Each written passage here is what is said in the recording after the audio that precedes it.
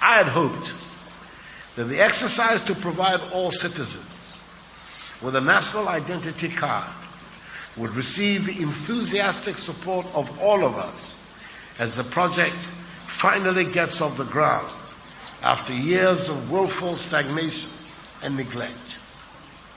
Unfortunately, we seem to have become embroiled once again in another of those full-scale manufactured storms deliberately engineered to slow down progress in everything we try to do. If we as a people had been conducting our affairs properly throughout the years, there should not be any argument in determining who is a Ghanaian. But we have not. There is a point of view being argued vociferously that the possession of a voter's ID card should qualify one to be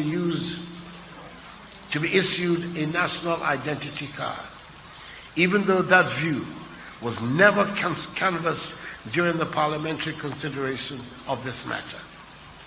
I do not think I say anything contentious if I state here that it is well known that many non-Ghanaians are in possession of voters' cards that they obtain by offering NHIS cards as proof of identity. I believe it is also generally accepted that the terms of our national health insurance scheme make it attractive to our neighbors, and many have signed on to benefit from the free health care provided under the scheme. This is why the Supreme Court handed out a ruling that the NHIS card should not be used as a form of identification to register for a voter's ID card. It should not be in anybody's interest that we bastardize the identity of a Ghanaian. It should not be in the long-term interest of anybody that we enlist as Ghanaians people whose loyalty to our nation is limited to access to our free health care system.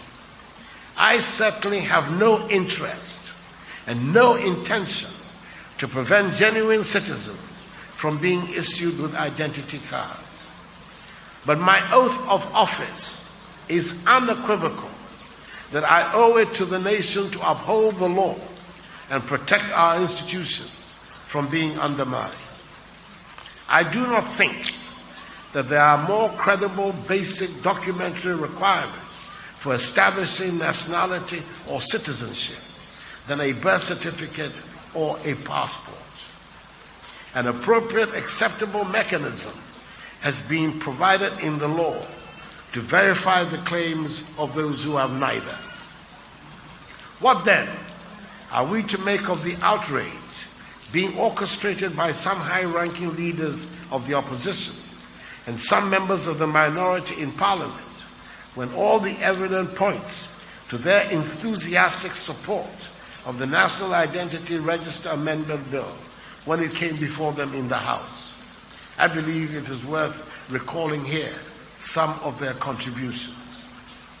The ranking member on the Constitutional, Legal and Parliamentary Affairs Select Committee in Parliament, i.e. the designated leader of the minority on that committee, the Honorable Inusa Hussaini, Member of Parliament for Tamale Central and former Minister for Lands and Natural Resources under the Mahama government, noted during the debate on the floor that, and I quote, "There is no controversy in the amendments.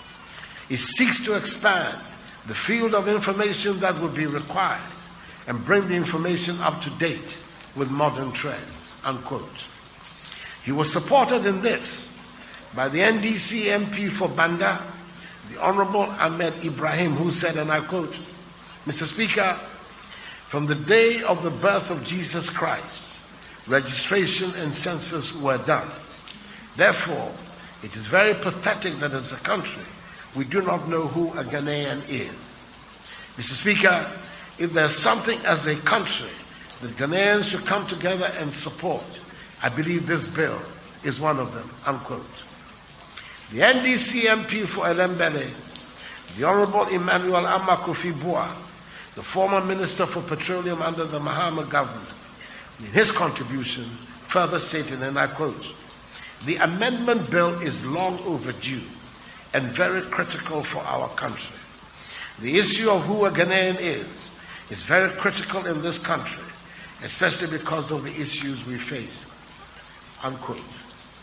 These are samples of the sentiments that allowed the House to accept unanimously, i.e. without dissent, the report of the committee, which stated, among others, and I quote, "The committee also noted that the bill seeks to do away with the use of voters' identity cards, driver's license, and baptismal certificates as proof of citizenship. It, however, maintains the use of birth certificates and passports. It further introduces resident permits and other documents evidencing acquired citizenship. Officials of the NIA informed the committee that the changes are consistent with the decision of the Supreme Court in Abu Ramadan versus the Attorney General, delivered in May 2016, unquote. I would ask you to indulge me for dwelling somewhat on this issue, but in the light of current pronouncements in the country, I think it germane to use the occasion to draw the attention of the Ghanaian people to these matters. There are 4 pages of information that the NI officials require from us to help them determine if we qualify to get a card. There is a legal definition of who is a Ghanaian, and I pray that we abandon giving politics a bad name and support this exercise to proceed rapidly to a successful end. The language of denationalization or threats of civil war are, to say the least, extremely unfortunate. They can be fittingly described as base forms of self-serving demagoguery.